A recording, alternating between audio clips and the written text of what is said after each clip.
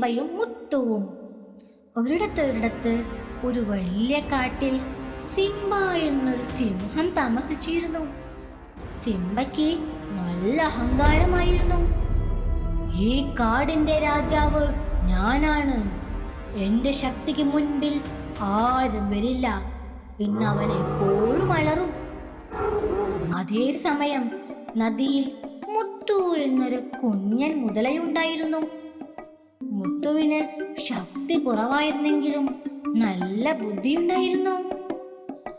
ഒരു ദിവസം സിംബ വെള്ളം കുടിക്കാൻ വന്നപ്പോൾ മുത്തുവിനെ കണ്ടു. ഹേ മുതലച്ചാരേ, എന്നെ കണ്ടാൽ എഴുന്നേൽച്ചു നിന്ന് വണങ്ങണം. ഞാൻ കാടിന്റെ രാജാവാണ്, സിംബ അഹങ്കാരത്തോടെ പറഞ്ഞു. മുത്തു ചിരിച്ചു. രാജാവാണോ? കരയിൽ അങ്ങായിരിക്കും രാജാവ്. പക്ഷേ ഈ വെള്ളത്തിൽ ഞാനാണ് അങ്ങേക്കാൾ ശക്തൻ. സിംബയ്ക്ക് ദേഷ്യം വന്നു. എന്റെ ശക്തിയെ കളിയാക്കുകയോ? ഞാൻ അലറുമ്പോൾ ഈ കാട് മുഴുവൻ വിറയ്ക്കും. നിന്റെ വെള്ളം പോലും തെറിച്ചു പോകും.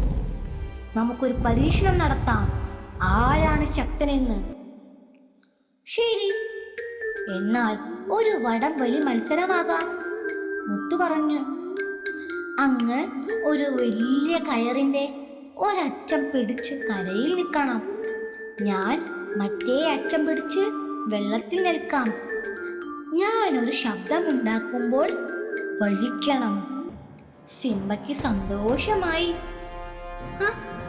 ഈ കൊച്ചു മുതലയോട് ഞാൻ തോൽക്കുമോ? സിംബ ഉറപ്പിച്ചു. മുത്തു ഒരു നീണ്ട വള്ളി കൊണ്ടുവന്നു.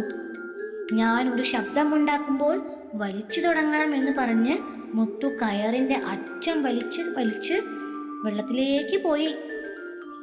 മുത്തു കയറിന്റെ അറ്റം പുഴയുടെ അക്കരെയുള്ള ഒരു വലിയ ആൽമരത്തിൽ കെട്ടി. എന്നിട്ട് എന്നൊരു ശബ്ദമുണ്ടാക്കി. സിംബ തന്റെ മുഴുവൻ ശക്തിയെടുത്ത്